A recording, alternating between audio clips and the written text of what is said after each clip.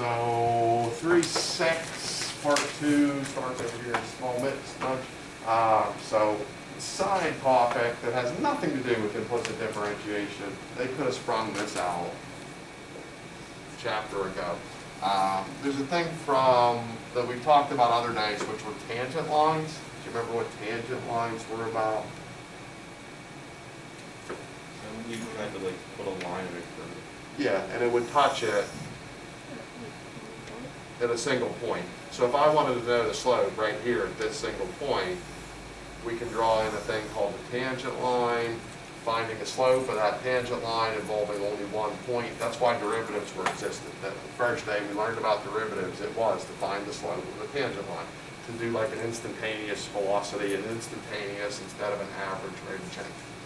So there's another thing in the world of physics and calculus called a normal line. A normal line is just perpendicular to a tangent line. So if that's our tangent line, here comes a thing called a normal line. We encountered these briefly in physics. It wasn't like a giant theme of physics, but we did a chapter where we were doing things like having a box on like an incline, trying to do stuff with it. And there would be some amount of force that was going down the hill. There'd be some amount of gravity that was trying to pull this like straight down. There would be some amount of force on the blocks. Gravity's not pulling it necessarily even straight down, but to some degree into the incline, which means for every force there's an equal and opposite force. So if the box is getting pushed into the incline is also pushing back, okay? And that was called a normal force. The normal force was perpendicular to the surface that we were pulling or pushing a box up or down a ramp on. So that word has been heard in your life. That wasn't like a huge deal, but we hit that. But anyway, normal lines are always perpendicular to either tangent lines in calculus or perpendicular to a surface in physics. Right now there's a normal force on me that's like gravity's trying to pull me into the floor, but the force pushing back up on me, I'm perpendicular to the floor, that's a normal force. So all that to say, they just spring that out on us. What they're going to want us to do, to find the tangent line, we're going to do a derivative to find a slope. Do you remember what the deal is with slopes of perpendicular stuff? You think that over? Okay. Isn't it the same? Parallel, they're the same. Okay. Slope. Then the negative reciprocal? Perpendicular or negative reciprocals is correct. So they'll ask you in some of the homework problems to find the tangent, which will use the derivative, find the normal, which will use us negative reciprocal type stuff on things, to this. At a certain point, they'll give you a point they want us to use. So your first move is, because we're in calculus in a derivative chapter, do the derivative. So when in doubt, for like this chapter, the rest of it, every day, even I think in the next chapter, when in doubt, just do the derivative. That's probably why this question is in the book. So to do the derivative of this, we'd encounter 2x minus, then you'll have to do product rule, I'll come back to that, the y squared, 2y, leave the y prime, and it should equal 0 for now. Let's product rule this. X, y prime, plus y. Okay. Then clean up and solve. We're going to have to distribute 2x minus xy prime minus the other thing plus 2y prime still equals 0. Answers are traditionally fractions. Minus 2x. Subtract 2x, add the y, plus 2y. So if this is yesterday's homework, we're done. That's an answer we check out. Today it's still a necessary step, but that's just a step. Question here. If we're trying to use this point, plug that in. So we have on top, what's on top? 2 plus 2, 4. 4. Bottom, 5. 5. Okay, so what that tells us for the tangent is that we have a slope of 4/5. What that tells you for the normal is your slope should be -5/4. But what they want us to do is write an equation of a line. How do we write an equation of a line? We're now back to chapter 1, algebra review. Algebra 2, algebra 1, geometry, kind of days gone by. So we have a point, we have a slope.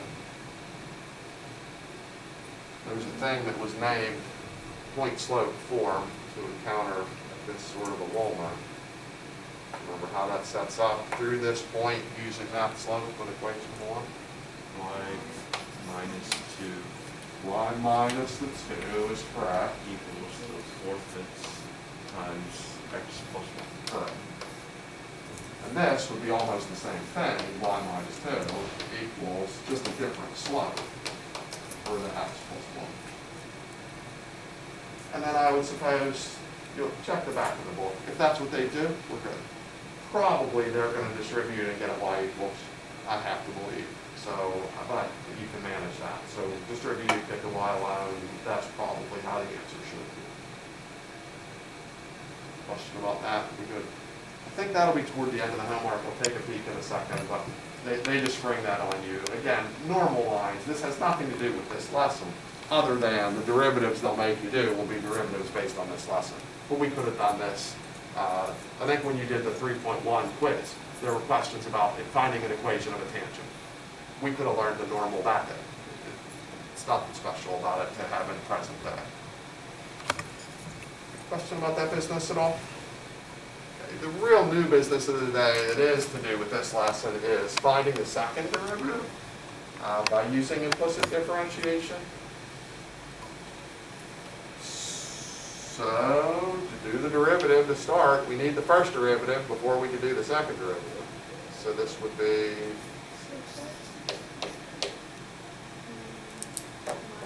6x Oh, squared. squared, okay. Minus 6y equals 1/5 equals 0. Equals 0. Make sure you do the equal 0, because that's often an issue on this. Get the y prime alone. 6x squared over 6y. All right. Better? X squared over 1. Okay. So we had a negative, this would become negative. Negative dividing negative is positive. And 6's will cancel. It's yesterday, we're done. It's not yesterday anymore. We need to do a second derivative. So how do you think you're going to do a second derivative? Quotient rule. Quotient rule, you copy the Wait. copy the bottom.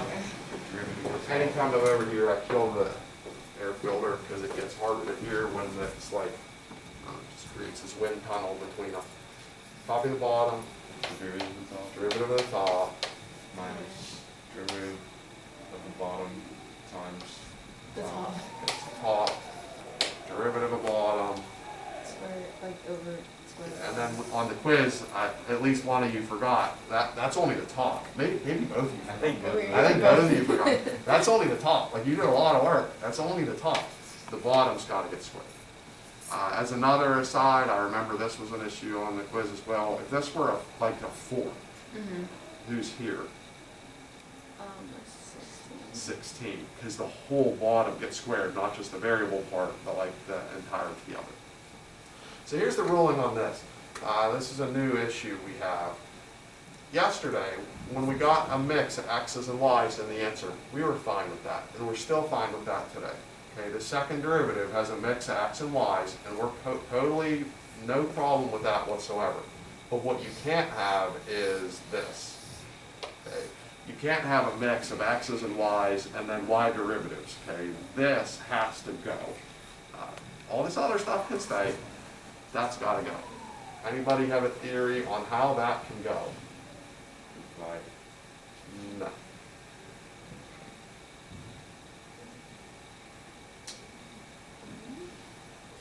I'll give you 30 seconds to think it over. As soon as I tell you, you'll go, oh.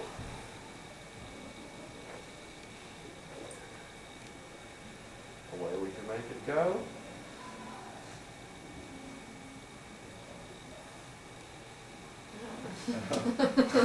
Right. This, the y derivative, equaled this a second ago. So just switch it. Just a little like algebra substitution, you know. So if y prime equaled that a second ago, that still is a thing. Just whoop, make that little switcheroo. We'll clean this up a smidge, and here we'll live our best answer in a moment. Question before I do a little cleanup. I would envision this as two separate fraction zones. So ignore everything after the minus. And if we try to interact these, is anything either going to go together or eliminate or something? Clean that up? What do you think? The y's are going to cancel a little bit. So who's left standing? 2x over y. 2x over y. Then leave the minus to separate us from our second fraction. If we try to, like, jam this together, what do you think about all this? Negative 1 over y. This again.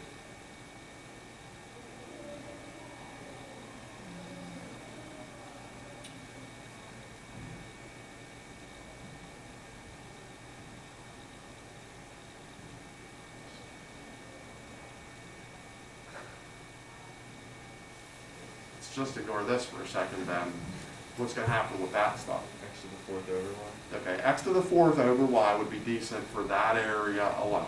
Since this is above things and this is above things, those aren't going to cancel. Those are going to friend up. Those are going to be x to the 4th, because in their hearts, they're all plops. This is like it's invisibly over 1. So the x squareds aren't cancel items. The x squareds are friendly, make an x to the 4th on top kind of item. What do you think about the y's?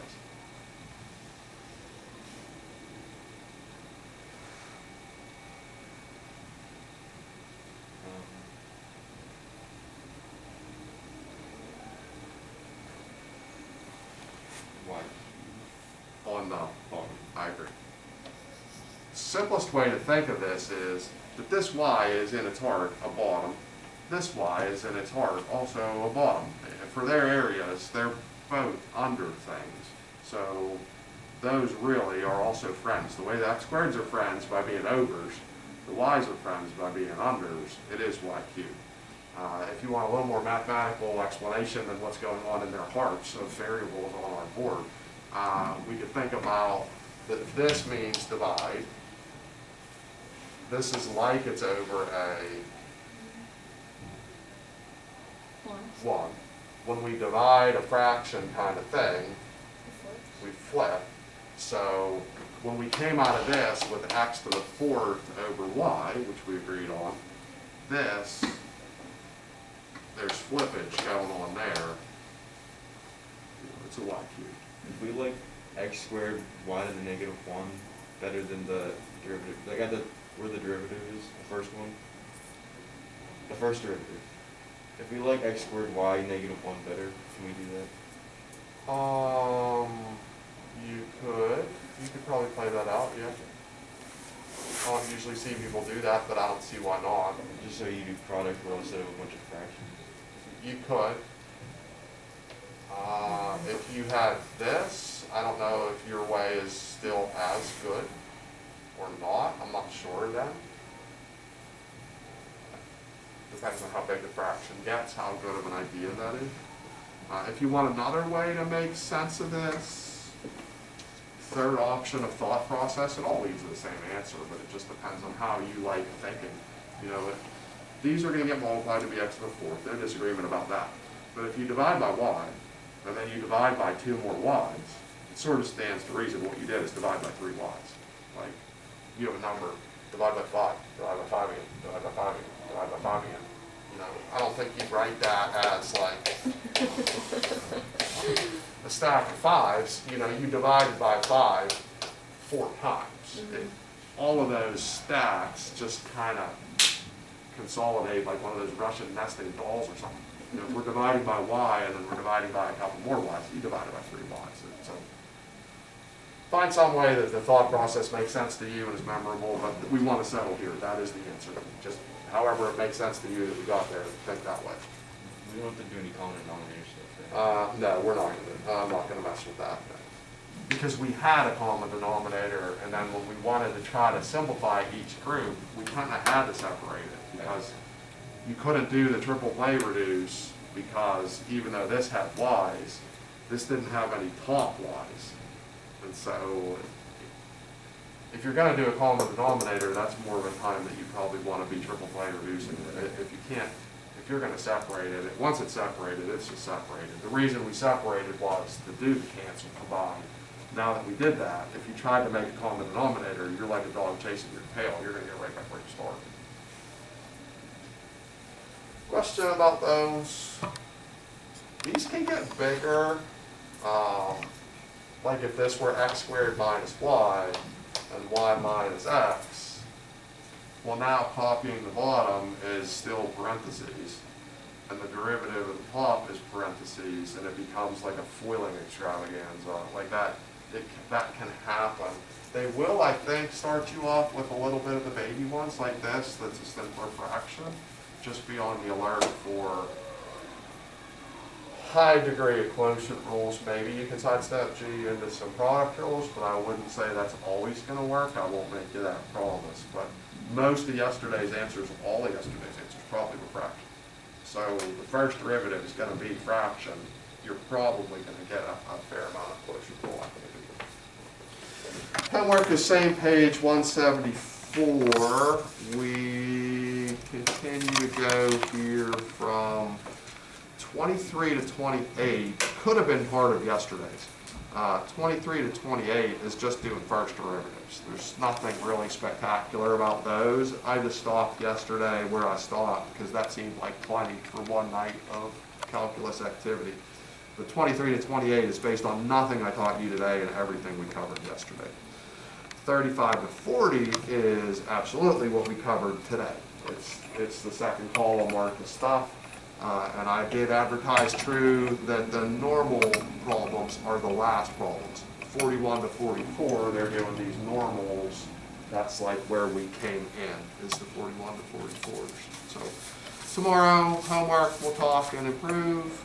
The sheet that I just gave you would be due in 2 days. That's Thursday on our calendar in the present day. Another day beyond that, maybe we do a second sheet.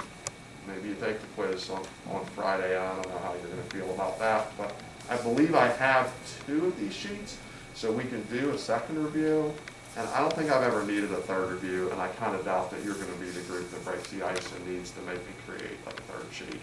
I think if 2's been enough for everyone else, I think you'll be okay. That is it.